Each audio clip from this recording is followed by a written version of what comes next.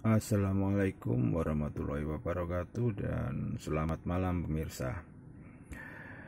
Kali ini saya akan melakukan review terhadap dua buah multimeter ini yang berbeda-beda sedikit tetapi menggunakan kode tipe yang sama. Di sini ada multimeter merek satunya ini Visero ya. Visero, Shinhua itu sama ya. Ini ada Shinhua, ini udah rusak karena ketika pada posisi ohmmeter saya colokkan ke AC meter, jadinya ohmmeternya rusak ya. Daripada saya terganggu aktivitas ngoprek elektronik saya dan saya membutuhkannya segera, maka saya kembali membeli lagi multimeter ini. Inilah alasannya kenapa harus ada dua dengan dua tipe barang yang sama di sini. Nah, adapun yang seperti kita ketahui, seperti yang Anda punyai, apa sih kemampuannya daripada si Visero ini dengan harga bervariasi dari 30.000 hingga 50.000 rupiah.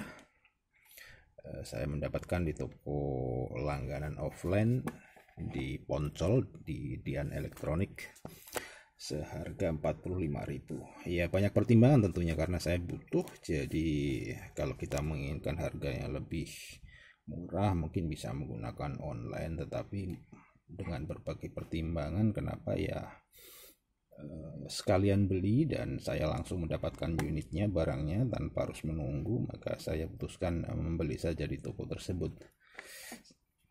Dan saya akhirnya beli dua ini. Beli dua buat apa sih itu? Di sini karena saya kemarin itu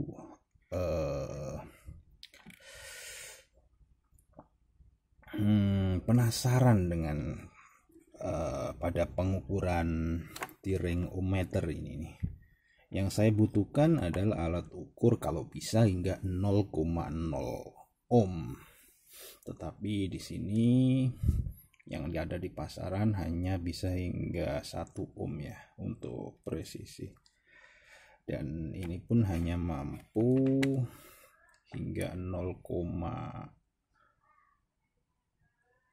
kalau nggak salah, paling maksimum 0,6 lah begitu. Itu kan juga harus kita hitung juga dari resistansi kabel ini, kabel probe. Dan ternyata salah satu hal yang menarik yang saya temukan adalah kenapa akurasi pada ohmmeternya tidak bagus. Ternyata usut punya usut, kualitas daripada probe itu adalah bervariasi, ada yang jelek, ada yang bagus. Nah, di sini tentunya kalau bisa maka Anda harus membeli lagi probe yang lebih bagus agar presisinya ketika melakukan pengukuran bisa akurat. Dan juga saya kasih tips agar tidak sering putus ya. Daripada biasanya di sini sering putus ini karena tertarik-tarik, maka kabel ini akan putus solderan di sini.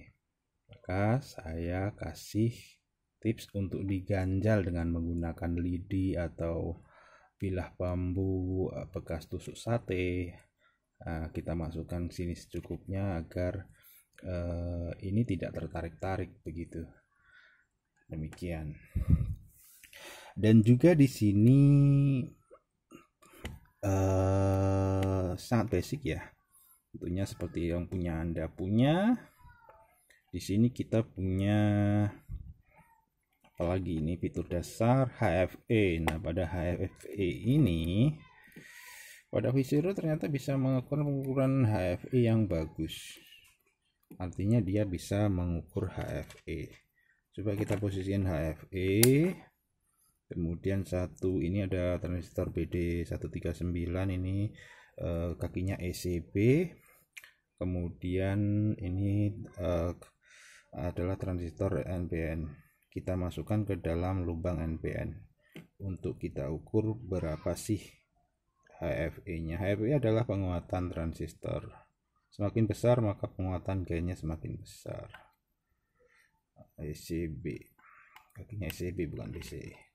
Dan saat debat di sini nilai 245. Coba kita lakukan pengukuran dengan Mazda yang ini. Apakah dia bisa membaca ECB?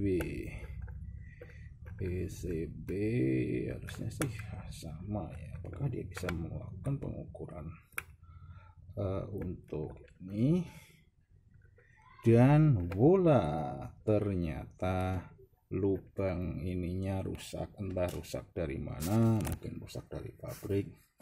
Nah, di sini berarti siapa yang lebih bagus dari unit yang sama-sama mempunyai tipe yang sama dengan sedikit fitur yang berbeda. Saya kurios ini sebenarnya sama fitur yang ini nih. Apakah ini penghasil frekuensi apa sebagai frekuensi counter? Coba kita colokkan ke AC ya. Kalau frekuensi counter harusnya tertera di sini angkanya 50 Hz. Ternyata tidak ada angka di situ. Jadi di sini saya putuskan karena saya lupa ya naruh leaflet daripada di dalam dashboard ini.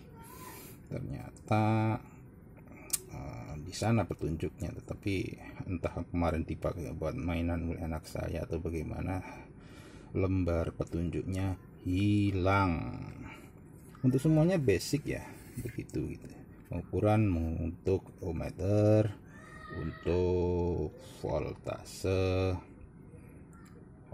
AC meter seperti punya Anda, 10 ampere unprotected, 10 ampere DC ya tentunya.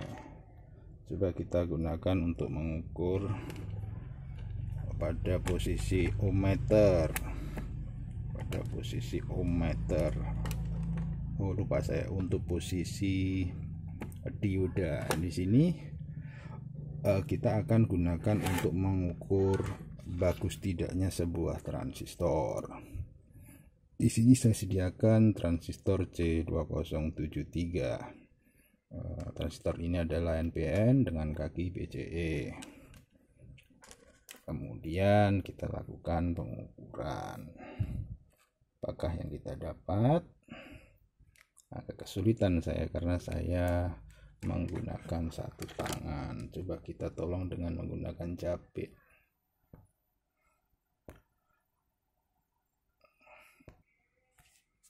Sudah kita posisikan.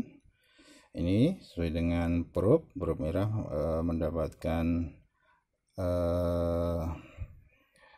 basis, kemudian 2 kutub hitam ke kaki kolektor atau emitor. Nah, di sini kaki kolektor kalau dipindah-pindah maka harus menghasilkan angka yang kurang lebih sama atau berbeda dikit. 564 67. Berarti ini kan karena transistor juga masih baru. Dengan demikian kalau untuk menggunakan transistor bekas ya seperti semua kebanyakan teknisi elektronik tentunya akan menggunakan acuan demikian. Kalau untuk PNP tentunya yang kabel probe hitam ke basis, kemudian yang merah ke kaki kolektor dan emitor PNP. Jadi demikian alasannya kenapa saya harus punya dua ini, karena saya penasaran pada pengukuran ohmmeter. Coba kita posisiin pada posisi 200 ohm. Berapakah dia bisa mengukur di sini? Di sini saya sediakan resistor 100 ohm di paralel, maka harusnya ketemu 50-an ohm. Nah, dan benar dia masih bisa membaca 50 ohm. Kemudian bagaimana dengan pembacaan terendah jika dia dikasihin 0,5 ohm. Sini ada 0,5 ohm. Dan dia bisa membaca hingga 1,2. Jadi cara membacanya bagaimana dong? Tentunya kita kurangkan saja daripada nilai konsletnya berapa. Nilai konslet kita anggap sebagai nilai paling rendah. Pun angka konsletnya adalah 0,5. Kemudian kita ukur kembali. Kita dapat angka 1,1 dikurangin 0,5 berarti 0,6. Ya, masih bisa lah kita anggap bahwa ini presisi paling bawah. Demikian juga kalau kita gunakan untuk mengukur resistansi yang agak besar. Coba kita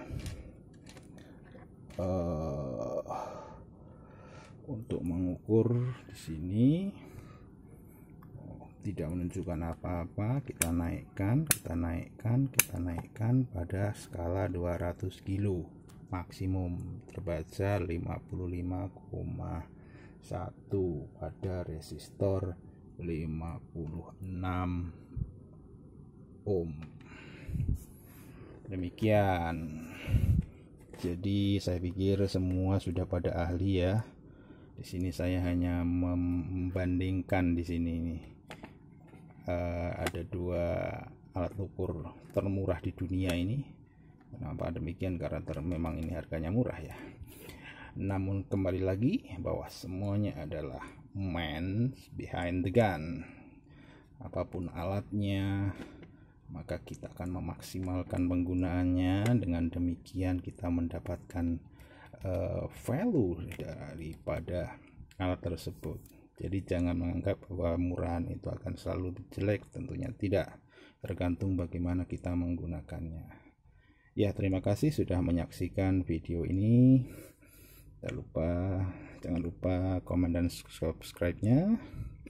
Semoga channel saya bisa berkembang dan semakin maju. Terima kasih. Assalamualaikum warahmatullahi wabarakatuh.